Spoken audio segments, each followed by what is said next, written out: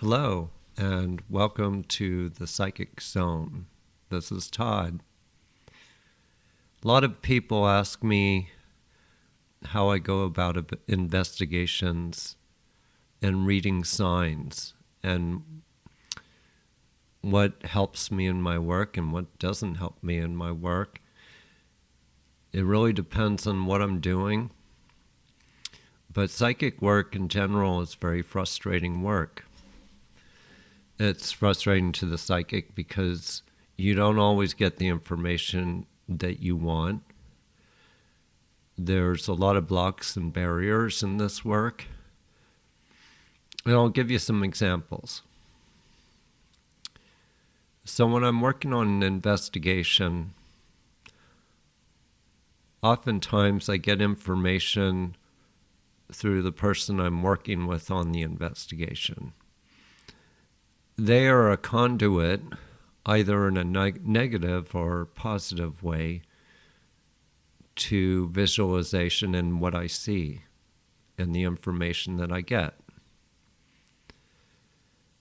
Now, of course, I can take a situation on a grand scale and I can do my psychic work without anybody. But on a case that involves maybe a missing person, let's say, I need the right conduit. If I don't, then it doesn't work for me. Not only that, it's information or evidence that leads to success in the investigation. And in some investigations, it comes very clear, and it could be small little bits of evidence that helps me. So psychic needs, they either need information or something that spurs on their psychic vision. And that's really, really important in psychic investigating.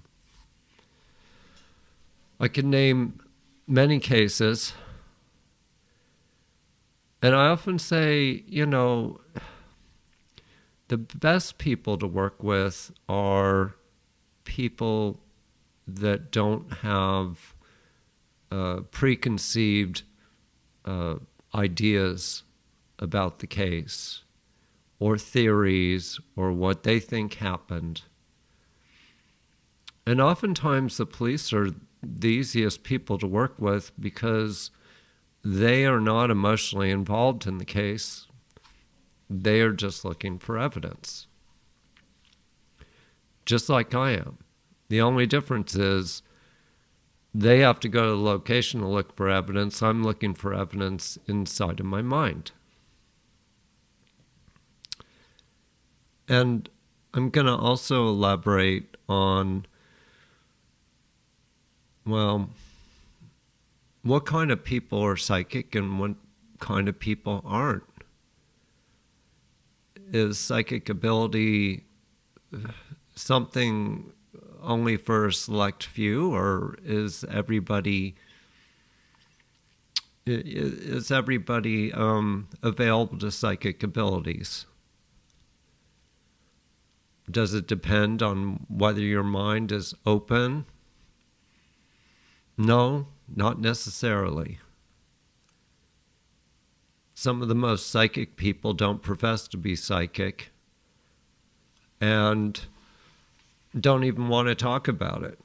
But in their life and the actions that they've made, they are extremely psychic. I've known some people like that.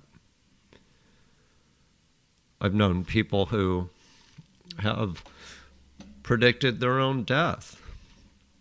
Although that is something I often don't talk about in psychic work, and it's a superstition of mine that we just don't talk about death or try to predict it, because I feel that it can make things happen. Anything in our mind can make something happen in our life.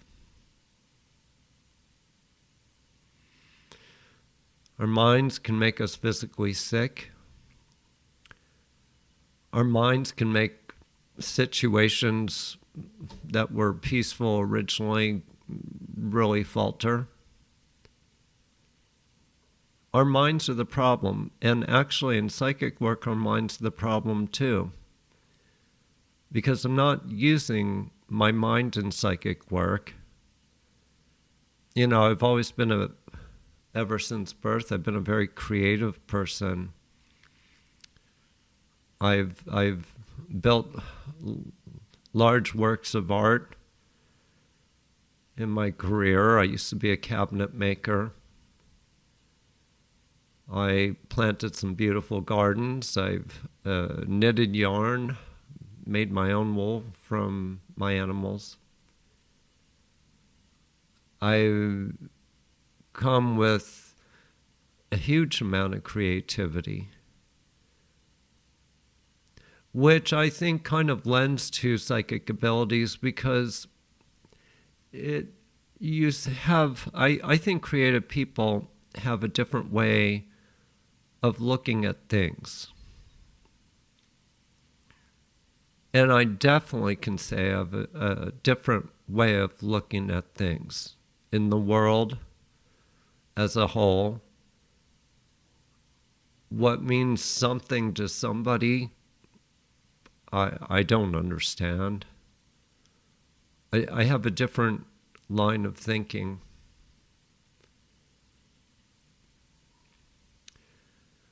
So I don't think psychic work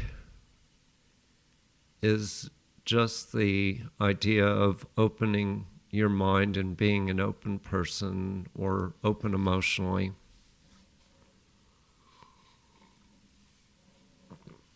I do think we have something physical in our bodies that makes us more available to psychic energy, psychic visualization. That goes for seeing, that goes for smelling, that goes for sensing. In fact, I heard a story today from a person who owns a business nearby who had an experience, and the hairs on my arms started to stand up, and I said, okay, yes, this person had a real experience. It was about communicating with the dead, the signs of the dead. Mediumship is not anything different to psychic abilities. It really isn't. It's kind of like being a carpenter, you know. You can frame a house, you can make walls, you can make foundations, you can put in floors. Okay, and there's a dozen people who know how to do that, but a few of them might be really good at laying tiles. Or some of them might be just natural roofers and are very good at roofing. There are some who may only want to do the electrical in a building. It doesn't mean that an electrician doesn't know how to frame a house. It's just that that person has the natural ability for doing the wiring. Same way with psychic abilities. Many mediums out there who are really good could do my kind of work. They would just have to train themselves to do it. They would have to practice a bit. But a lot of them come to me and say, I wouldn't want to do your work in a million years.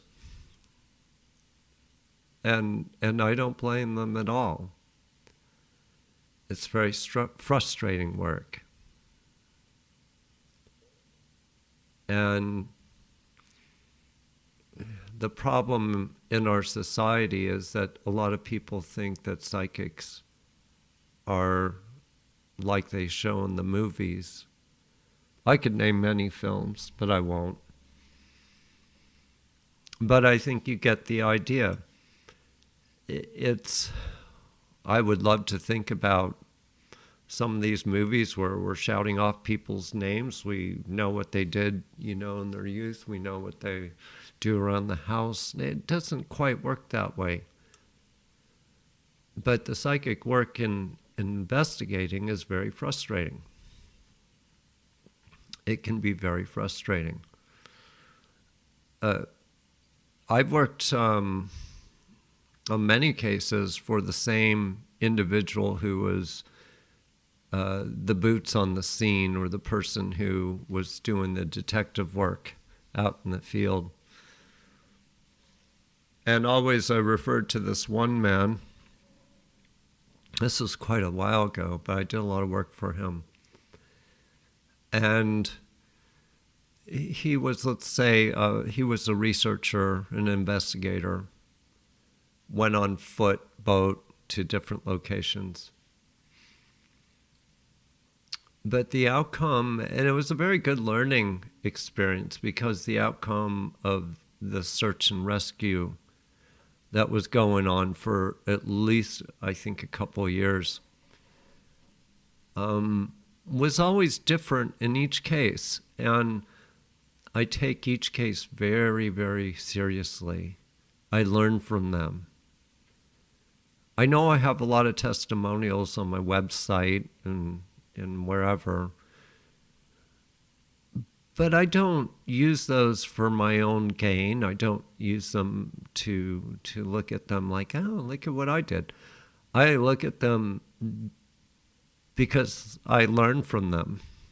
And if I'm stuck in a case, I can always go and read something that I worked on, and it helps me. What helped me find that missing boy? What was my process of elimination in finding that person? Was I focusing on terrain? Was I focusing on suspects involved? Was I focusing on a parent? Or whatever. Might have been focusing on a pet or an animal. Sometimes I'm focused on the deceased. Although the deceased don't always know everything about a disappearance or about missing objects. It's a funny thing. I mean, there's some deceased who just don't believe in psychics. That's a true story. I don't want to say that death doesn't solve all our issues, but I don't think death changes the person who we are.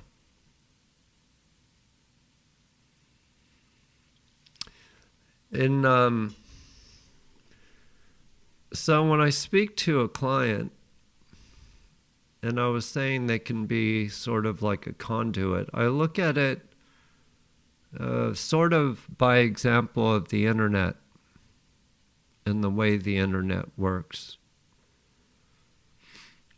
Let's say you have a Wi-Fi in your house. And I've been through this before, actually, where my Wi-Fi is downstairs, and then I bring the computer upstairs, and I'm not getting a good signal on my computer. So I go down to one of the electronics stores and get one of those things that plugs into your plug that kind of amplifies the signal to come upstairs. I don't think they ever really help me, but they often do help for some people. I know that. But that's very similar to how I read and what I'm reading. Sometimes, if, let's say, I'm looking for a missing man, okay? And I've found quite a lot of them. But in some cases, if I speak to, let's say, the wife of that man, it can sometimes block what I'm seeing because she's very emotional. Or there were some problems at home. Information that's coming through her is like kind of like that muffled signal going upstairs, from the internet tower. It can be like that sometimes. So oftentimes, who I speak to can disrupt what I'm seeing. Then all of a sudden, I'll speak to the police on the scene. And although I respect that they are limited in what they can tell me sometimes, they'll often come out with some evidence, like, well, we found both of his shoes by this creek in this location. And we found some tire marks from 2 or 3 cars.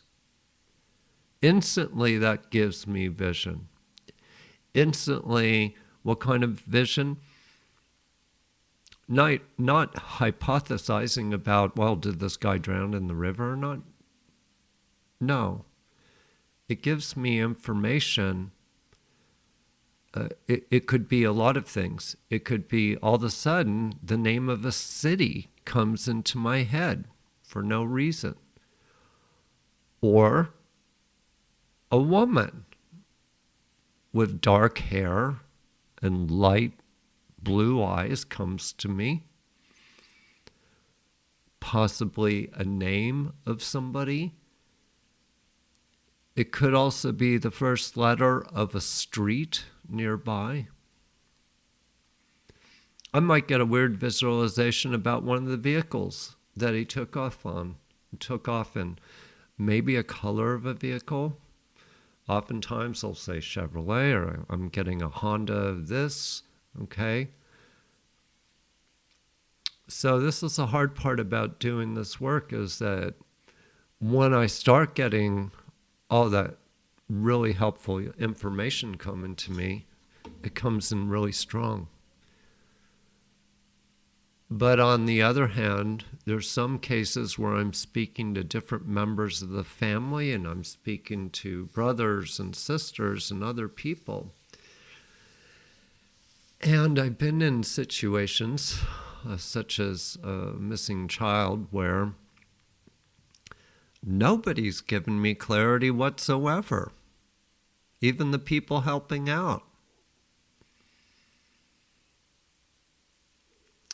So as the psychic, I do analyze it, and oftentimes I'll come to the conclusion, geez, these people are hiding something.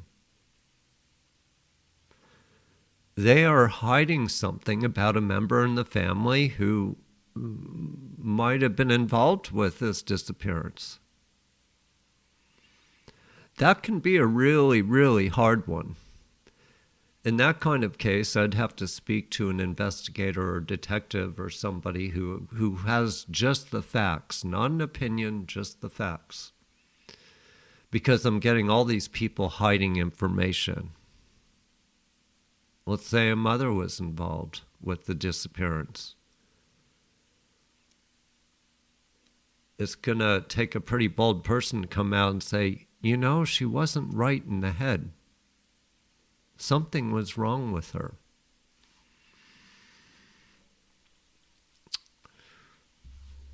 So, information, as I was saying before, can help a case, especially when I'm working with missing animals. I've learned more about missing animal cases, and in reference to missing people, they've helped me incredibly with some of the missing people cases. There's really no difference. The only difference is that people cause harm to one another, and they have very strange ways of communication, and they often cause problems for others, and, man's kind of destructive. Animals aren't. And I often don't read the animal from a personal level because they're on a much different psychological level than we are. Yeah, I've always heard that talk, well, animals aren't intelligent and they don't have feelings. Bullshit. The people saying that don't have feelings, okay? Don't have emotions. People out there who have animals know the depth of their emotion. They just translate it differently than we do in a psychic reading. They translate things very differently. Instinctually, a dog or a cat has a lot more wild traits or being in the wild than we do. They have 4 legs. They're more grounded to the earth. They know earth. They know nature. It never leaves them. Even if it's a cat in a city apartment, they don't lose that.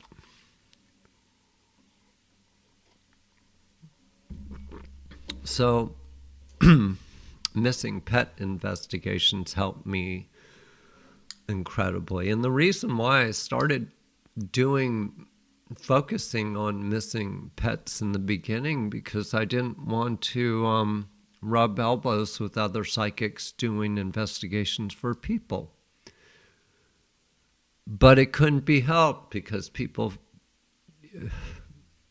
found me. They knew my reputation. They looked at all these testimonials from people and they're like, well, I need you for my case of a missing person or an investigation of some sort. So missing pets were very valuable and still are in detective work for me. But I do need information to know where a missing pet is. And I need some kind of evidence or proof. And then my mind visually starts tracking them.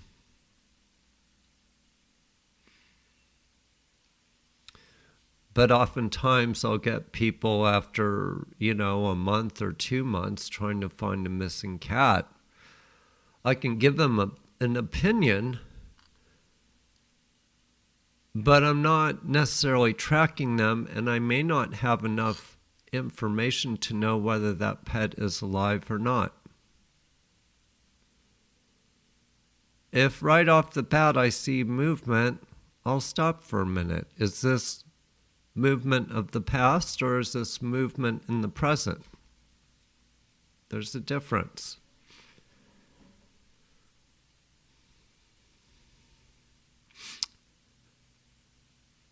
I lost my dog a couple years ago, and she had an incredible keen sense. Not only was she raised on my farm, but she was a border collie and a lab mix. But the border collie and her made her extremely sharp. And I learned a lot about how animals sense things and discovered something really incredible. Animals can sense things through their nose, but they can also sense things psychically. My dog used to follow, I'd have a deer running around out there, and she never put her nose in the ground and was never sniffing, but she followed those tracks all the way into the woods. She could follow a psychic track of that animal. And I've seen this many times. Horses actually have a very keen ability through their feet. Their feet are wide. They're planted on the ground. They sense energy through their feet. Oh, of course, they sense things through their ears and noses, their eyes to a lesser extent. But they sense things through their feet. Feet is often the cause of disease for many horses, too. There's a connection. So animals and living on a farm for 30 years and being exposed to wild animals out in the forest taught me a hell of a lot about psychic abilities. I never had any interest in psychic abilities. None whatsoever I would say, before I was 30.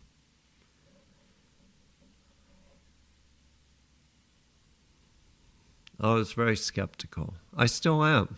When I tell clients that, they're amazed. They're like, "You're skeptical?" I am. I get through my day, and I'm like,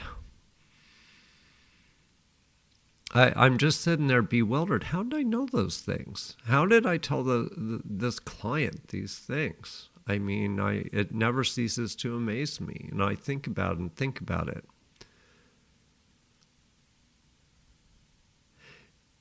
You know, with the deceased, it's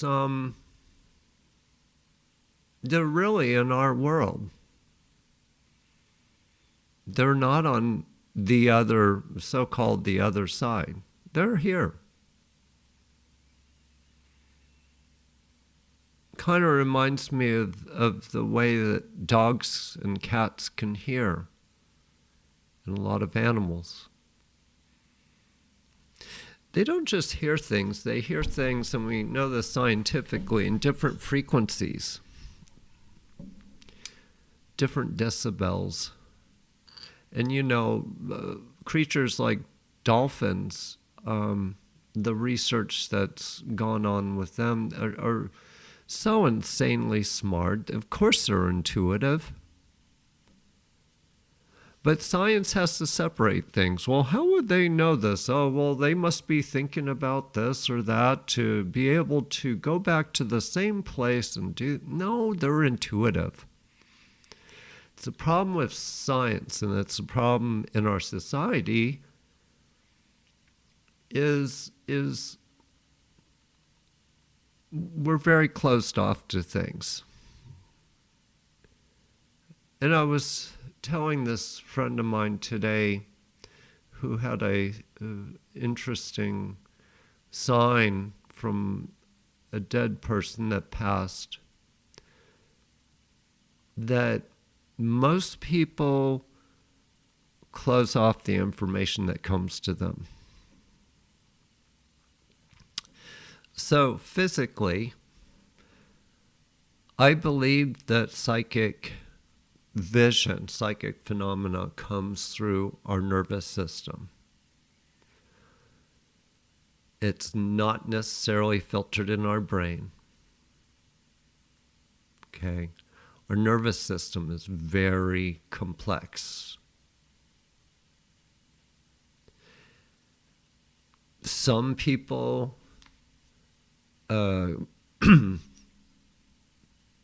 some people are more sensitive in their nervous system than others.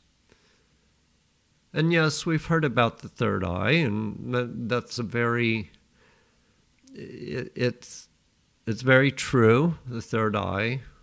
Where it's positioned, I don't necessarily think that it's located just on our forehead. There are some people who can do psychic readings through their hands, physically touch, Okay? There's some who have to have their eyes closed and just hear a person's voice. Voice is a conduit of psychic vision. That's why I explain on my website, and I've tried and tried for a long time. People just don't get it, but I will tell people, if it's your first time getting a reading from me, don't do it by email. You know, and they might be shy. They don't want to talk to a psychic, or they might have friends that are listening in to their phone conversation. I don't know. But the reason for it is because I will know how I'm going to read you by listening to your voice. Your voice is energy. It is vibration. It is how information is sent to me. In addition to what I see around you. But I do offer the email reading because I get people from overseas who do not speak English well. And it's a great tool for people overseas. Or people in this country. Also, time, you know, if they have a 24-hour time difference than I do, it comes in handy.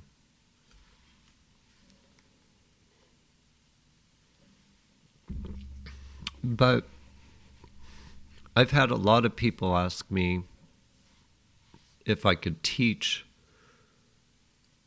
how, you know, how to develop psychic abilities, and I've really wanted to. You know, I know there's some who are making a profit on books out there, or I don't know, audio programs or classes. I don't dispute that, but not everybody has psychic abilities. There is a physically closed off part of them to being able to read. Do you know if I have trouble reading somebody? Sometimes this just came to me, but sometimes people who are going to die, I can't read really well. I've known some to commit suicide who were not in a good mind frame before. And I had a block to reading them. It's kind of like, and I'm sure there's some mediums out there who have experienced this too. When somebody's going to die, sometimes we can't read them. On the other hand, people that are old can sometimes be incredible to read. There is a purpose to our life, and getting older is not something to be feared, and is not something bad. It actually, you psychically change as you get older. I've heard incredible stories of people, I don't know, in their 80s and 90s, and they're starting to get visions, and they ask me what this is about. Because when you get to be that age, you're half in and half out of this life.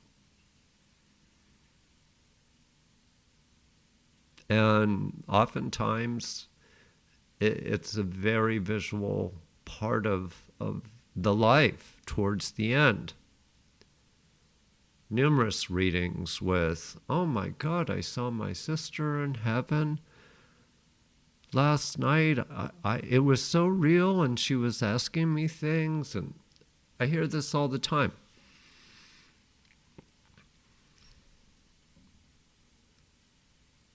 I guess the frustration and with some people is they don't they can't connect with somebody who passed that they were really close to.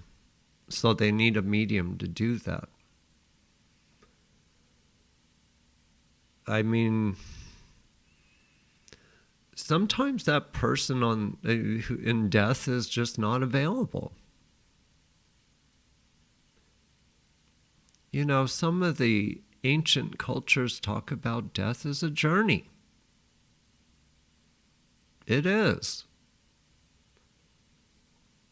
Some people are just finished with this world. They're like, boom, gone. Out of here, see ya. I've known some like that personally in my own family too. It is a very frustrating thing. And I try my best to tell people this, don't have expectations.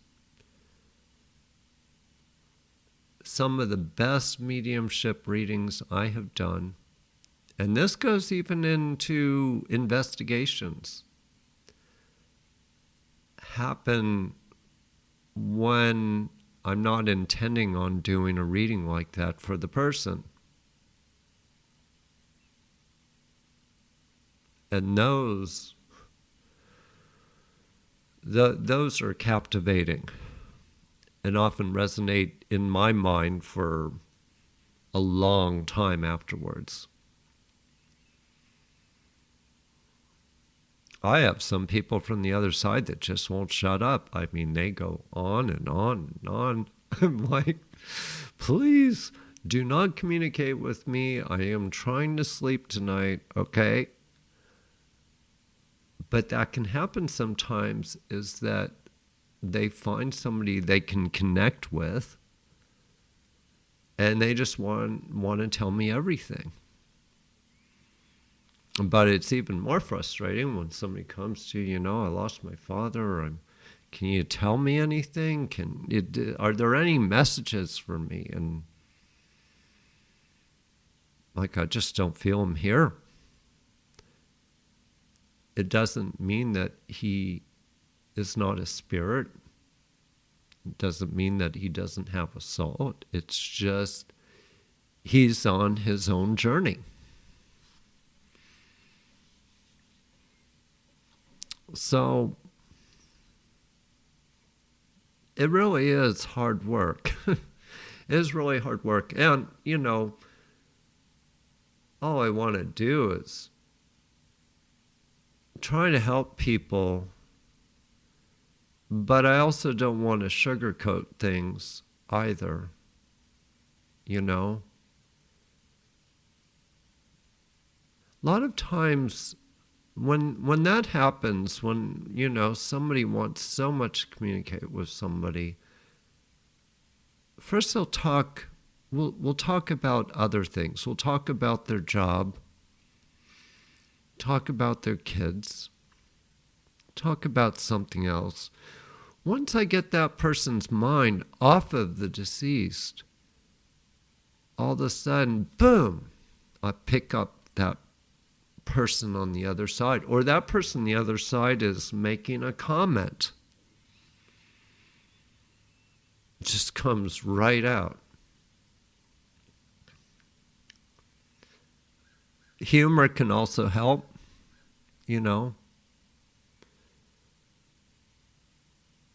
But it's a very, I think in our culture here,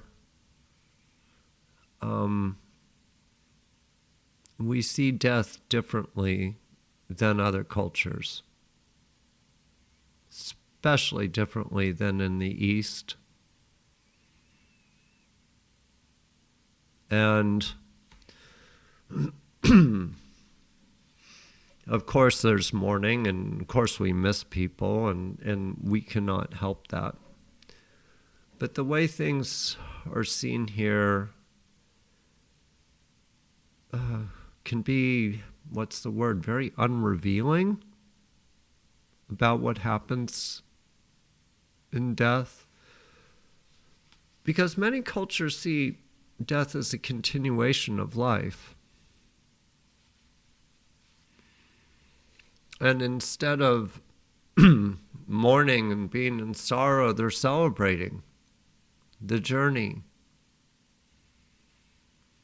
Some are looking forward to that person coming back to this life.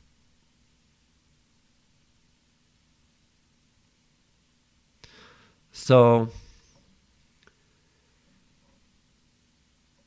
but in psychic readings, I will, let's say I'm looking for a missing object and I feel a deceased person around.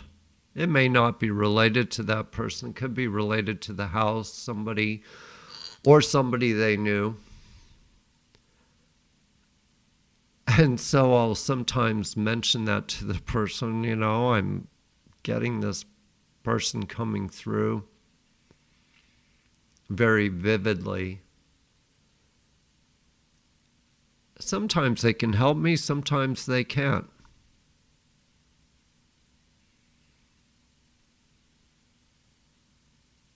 Death is really a new life. It's not so much the end of life. I used to have a saying, I still do, is that sometimes when people die young, there's something very extremely special about that person. It's kind of like they were touched by God, came here to earth, and something said, I'm sorry you have to go back to heaven for a while. We need you.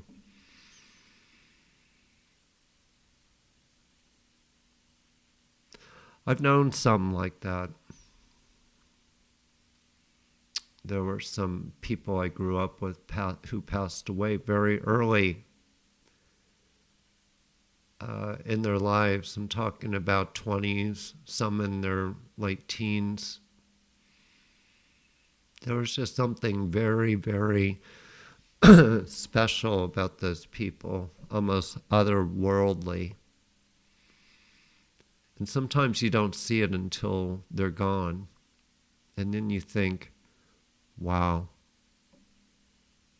we had a glimpse of heaven from that person. Something very special. But the hard part is life. And I've actually, rather than looking at age as an annoyance, believe me, turning 60 this last year was really, really hard. But I, for some reason, felt compelled to get back into the water to revive my surfing, being out on the coast. And I thought about it lately, and I think it was my grandmother, because she used to love the fact, she used to watch me surf on the ocean. And I really think that was kind of a heavenly influence. You can get all sorts of messages from people that passed. It's not doors opening and lights turning on and off. It will come other ways. It will come through a song you might hear, or that comes up, a song that they loved. It could be a person who says something to you. Everything's a conduit to the world of the dead. Everything. But our minds separate things. We separate Earth from space. We're one and the same. An atmosphere does not separate us from space. I know right now there's a voyage going on to the moon. But the one thing scientists don't know about is They don't know the life out in the universe because they're only looking for proof, physical proof. But from a psychic knows what's going on in the universe. They know about some of the other worlds out there and the other people very easily.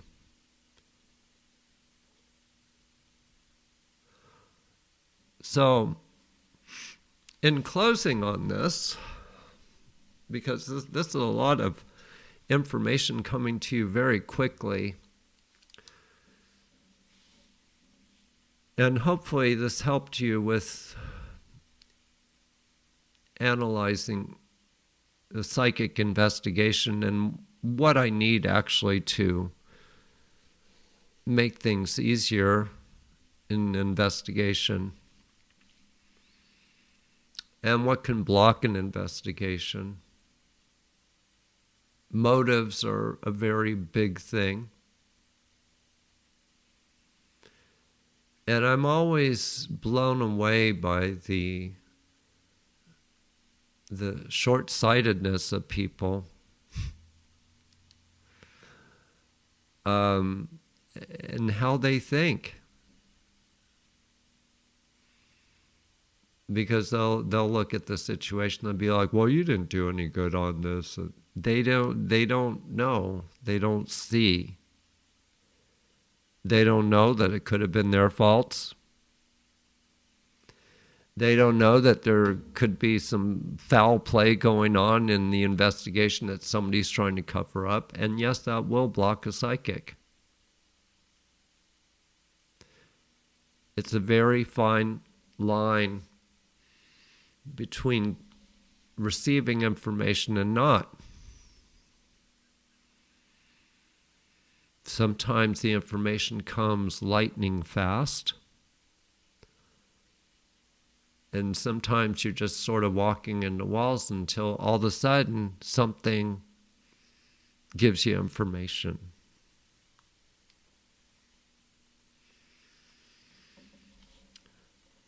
The best way to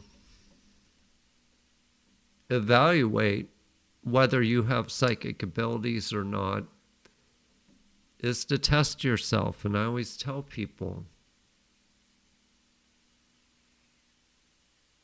think about a friend you haven't talked to in a while, but start reading that friend of yours. What kind of state of mind is she in? Is she still going out with that guy? How's her cat doing? Has she been sick recently? Are her parents okay? Start asking yourself questions. That's testing yourself. And then call her. And see what you were right about and what you weren't right about. The problem is it's very hard to read ourselves because we have an opinion about ourselves and we are biased about ourselves, and we might have low self-confidence. Oh gee, I'm going to really mess up this job later. Well, this is our minds. Our minds are a problem for ourselves. When I'm reading other people, it just comes before I have time to think about it.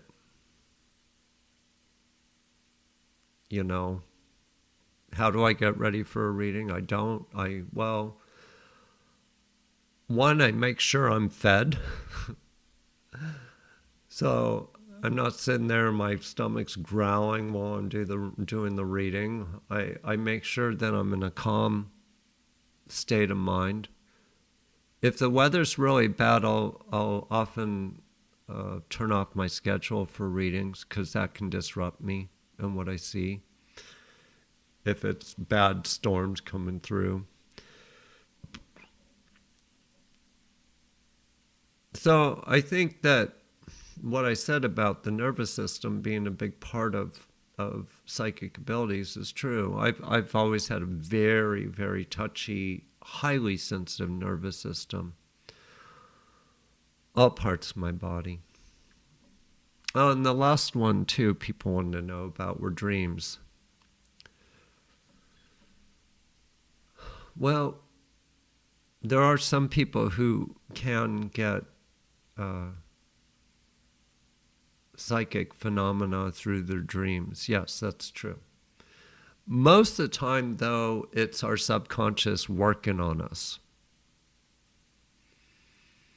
So, a lot on your mind, a lot of pressures with money, a lot of pressures with this, a lot of pressures on yourself, all come out in dreams.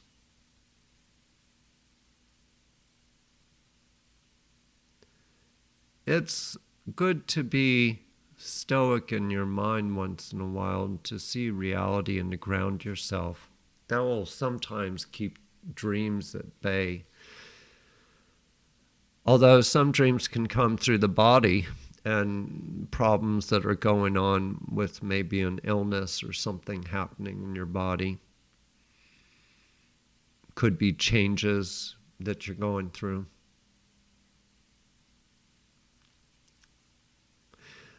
I would say psychic dreams are usually dreams that keep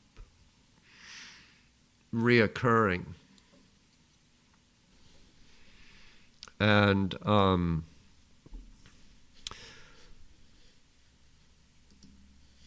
sometimes they're not often like scary dreams, but they are very vivid. They have a different tone to them. And for a lot of people, their minds are not free during the day. They're in a certain mindset, and they, all of a sudden, the dream state brings the unconscious.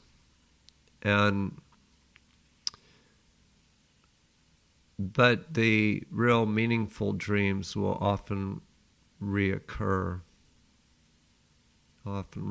Sometimes there will be people who are deceased speaking to you. And I had a real scary one recently.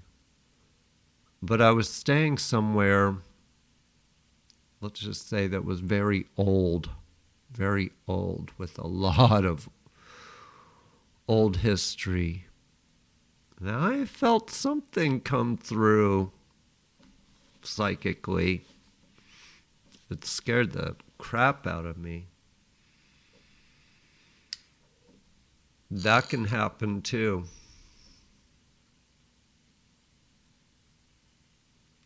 But it's very good if you are a reader, if you do psychic work, or if you are investigating your psychic abilities, to let things go every day.